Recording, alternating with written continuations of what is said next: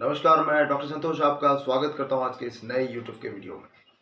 मेरे इस नए चैनल में आपका स्वागत है। मैं चाहता हूं कि जो भी मेरे नए दोस्त इस चैनल को विजिट कर रहे हैं, ज़रूर इसको एक बार सब्सक्राइब कर ले और जो बेल आइकन है उस पर ज़रूर क्लिक कर ले, ताकि जो भी नया वीडियो मैं आने वाले दिनों में अपलोड करूँगा तुरंत नोटिफिकेशन के द्वारा आप तक पहुँचे। आज से इस नए चैनल में हम एक सीरीज शुरू करने वाले हैं, बीमारियों से रिलेटेड कुछ सीरीज हम शुरू करने वाले हैं जो अल्फ़ाबेटिकली चलेगा। जैसे हमने पुराने चैनल में जो डॉक्टर संतोष कुमार पाड़ी है, उसमें जैसे हमने materia medica alphabetically A to Z अभी सीरीज चल रहा है उसका, ठीक उसी तरह इस नए चैनल में जो कि डॉक्टर संतोष हेल्थ केयर इंटरनेशनल है, इस चैनल में हम लोग बात करेंगे डिजीज के कौन कौन सी दवाइयाँ हैं, प्रॉपर उसका क्लिनिकल टिप्स के साथ मैं बताऊंगा और आपके लिए बहुत ही फायदेमंद रहेगा ये। तो अल्फ़ाबेटिकली वो भी चलेगा, A to Z जितने भी डिजीज़ है एक एक करके हम कवर करेंगे। तो मैं चाहता हूं कि आप एक भी वीडियो मिस ना करें। हर एक बीमारी आपके लिए इम्पॉर्टेंट हो सकती है पॉइंट ऑफ व्यू से कि आपके घर में या आपके आसपास या आपके किसी दोस्त को अगर उस तरह का कोई प्रॉब्लम हो तो आप कंफ्यूजन में ना रहे। एलोपैथी के ट्रीटमेंट में तुरंत ना जाकर आप होम्योपैथी की सहायता से उसको जड़ से खत्म कर सकते हैं। इसीलिए मैं चाहता हूं दोस्तों, आप वीडियो को शुरुआत से लेकर अंत तक जरूर देखिए, सबके लिए महत्वपूर्ण है। आज के इस पहले सीरीज में जो सबसे पहला जो बीमारी है अल्फाबेटिकल लेटर ए का, वो है अपसेस। अपसेस के ऊपर मतलब घाव, पस फॉर्मेशन जहां पर होता है। तो अपसेस के ऊपर बात करेंगे, कुछ इंपॉर्टेंट मेडिसिन, टॉप 7 रेमेडीज। वैसे तो बहुत सारी दवाइयां हैं, लेकिन मैं आपको जो क्लिनिकली ट्रायल एंड टेस्टेड है उन 7 दवाइयों के बारे में बताऊंगा। तो आप लोग अच्छी तरह से उसको देख लेना और यूज कैसे करना है उसको अच्छी तरह से सीख लेना। सबसे पहला जो रेमेडी है अपसेस फॉर्मेशन का, जो प्राइमरी स्टेज में होता है, वो है बेलाडोना। बहुत सारे लोगों को पता होगा बेलाडोना। इन्फ्लेमेटरी स्टेज जो कि रेडनेस होता है, स्वेलिंग होता है, दर्द होता है, वो प्रॉपर पस फॉर्मेशन नहीं हो पाता, तो उस कंडीशन में आप बेलाडोना अप्लाई कर सकते हैं। नया नया अगर कोई घाव बना है, नया नया अगर कोई बॉयल या अपसेस बना है, उसमें पस फॉर्मेशन हो नहीं पा रहा है, बहुत ज्यादा दर्द हो रहा है, मुंह उसका लाल है, पूरा स्वेलिंग हो गया है, तो उस कंडीशन में आप बेलाडोना अप्लाई कर सकते हैं। वो क्या करेगा, उसका पस फॉर्मेशन की जो कैपेसिटी है वो धीरे धीरे फॉर्मेशन करेगा, पस को धीरे धीरे बढ़ाएगा और जो दर्द भयानक हो रहा है उसको कंट्रोल में लाएगा। ये बेलाडोना का कंडीशन है। नेक्स्ट दूसरा जो इंपॉर्टेंट दवाई है वो है हिपरसल्फ। हिपरसल्फ उन पेशेंट में दिया जाता है जो कि बहुत ही हाइपर सेंसिटिव है। मैंने कई बार जिक्र किया है अपने वीडियोस में, और हिपरसल्फ के मैट्रिया मेडिका वाले वीडियो में भी मैंने कहा है, एक छोटा सा पेन उसको बहुत ज्यादा दर्द देता है। हाइपर सेंसिटिव पेशेंट्स होते हैं, हिपरसल्फ एक छोटा सा बॉयल, एक छोटा सा घाव भी उसको इतना भयानक देता है कि मान लो एक्सीडेंट हो गया हो। तो उस तरह के कंडीशन के लिए हिपरसल्फ यूज होता है। हाइपर सेंसिटिव जिनका ठंडी में और रात में प्रॉब्लम उनका बढ़ जाता है, वो दर्द रात में या फिर ठंडी हवा में या कोल्ड एटमॉस्फेयर में वो बढ़ जाता है, तो इस तरह के कंडीशन के लिए हिपरसल्फ दिया जाता है। और लोअर पोटेंसी में जब आप देंगे, ये परफॉर्मेशन को बढ़ाएगा। ये दो चीजें आप याद रख लेना। लोअर पोटेंसी में अगर आप हिपरसल्फ यूज करेंगे, जैसे कि 1x 2x 6 12 इस तरह के जो लोअर पोटेंसी में, तो पॉस फॉर्मेशन को बहुत ज्यादा एनहेंस करेगा, क्विक वे में पॉस फॉर्मेशन करेगा। अगर हायर पोटेंसी में आप अप्लाई करेंगे हिपरसल्फ को, वो पॉस फॉर्मेशन को कंट्रोल में करेगा, उसको रोक देगा। ये चीज दोनों आप याद रख लेना, बहुत इंपॉर्टेंट है। नेक्स्ट जो इंपॉर्टेंट दवाई है वो है कैलकेरिया सल्फ। कैलकेरिया सल्फ भी हिपरसल्फ की तरह जो पस फॉर्मेशन है उसको बहुत ज्यादा एनहेंस करता है।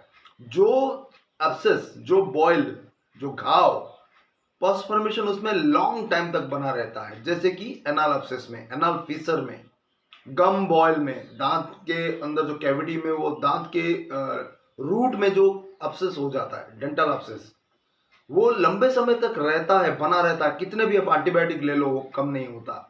तो उस कंडीशन के लिए कैलकेरिया सल्फ जो है बहुत ही बढ़िया मददगार साबित हो सकता है।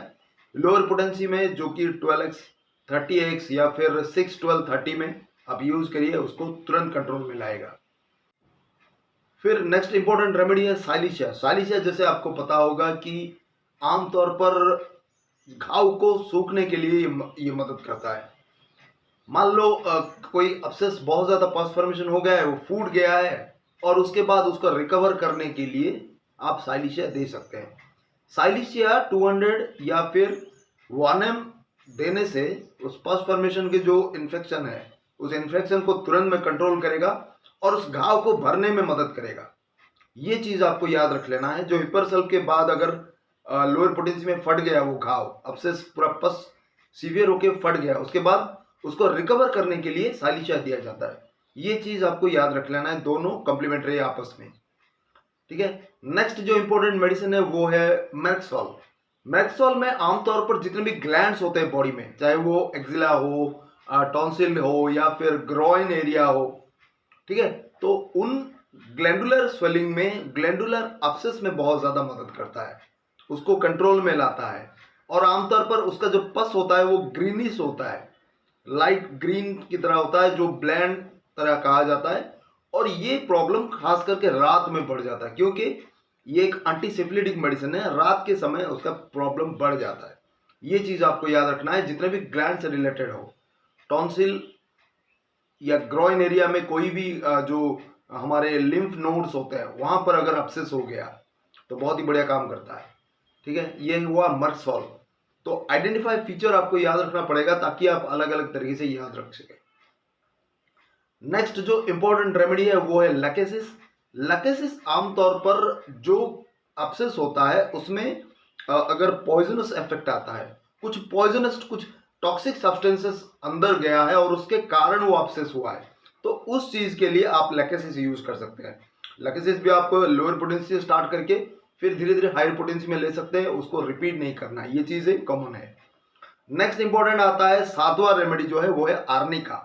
आर्निका आपको पता होगा एक दर्द निवारक दवा है। दर्द निवारक दवा के साथ साथ अगर अब्सेस हुआ है या फिर बॉयल हुआ है तो उस पस फॉर्मेशन को वो तुरंत चेक करता है। और इसका जो बॉयल है या अब्सेस है, खास करके घाव एक गुच्छे में होता है। आर्निका आपका एक स्पेसिफिक लक्षण है, क्रॉप में होता है। क्रॉप क्रॉप मतलब एक गुच्छे में होता है, आसपास 4-5 छोटे छोटे घाव होते हैं और वहां पर पस फॉर्मेशन होने लगता है। जैसे ही दवा आपने कुछ दिया वो एक जगह पर सूख जाता है, फिर दूसरी जगह पर फिर उसी तरह गुच्छे की तरह वो निकल आता है। तो उस कंडीशन में भयानक दर्द होता है, सूजन आता है उस जगह पर। आप आर्निका दे सकते हैं 30 पोटेंसी में या 200 में। तो रिपीट करेंगे 2-3 घंटे में, कुछ डोजेस, लिमिटेड, ज़्यादा नहीं करना। वो उसको तुरंत कंट्रोल में लाएगा, तुरंत उस दर्द को आपको रिलीव करने देगा। ये कुछ इंपॉर्टेंट रेमेडीज आज हमने बात की है, टॉप 7 रेमेडीज।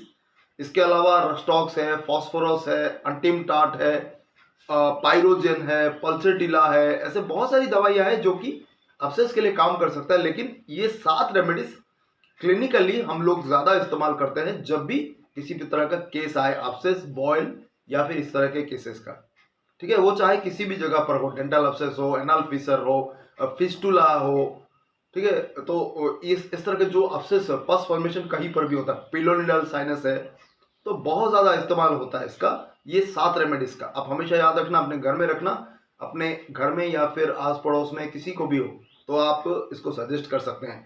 हाँ, अंत में मैं ये कहना चाहूंगा कि अगर आपने देखा 2-3 दिन में वो चेक नहीं हुआ तो आप अल्टीमेटली सर्जरी कर सकते हैं, क्योंकि लंबे समय तक इसको सिर्फ और सिर्फ होम्योपैथी के सहारे में रखकर आप उसके जिंदगी खतरे में नहीं डाल सकते।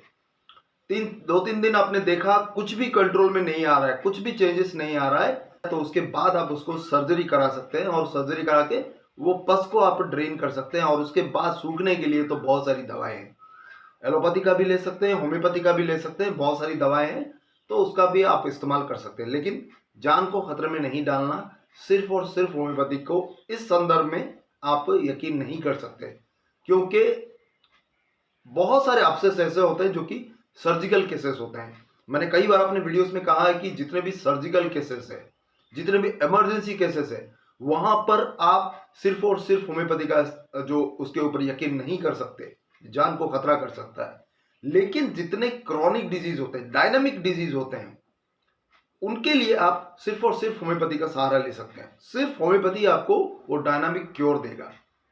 तो आज के लिए बस इतना ही, बहुत बहुत धन्यवाद। और मेरे इस नए चैनल को जो भी मेरे भाई देख रहे हैं जरूर सब्सक्राइब कर ले, बेल आइकन पर जरूर क्लिक कर ले।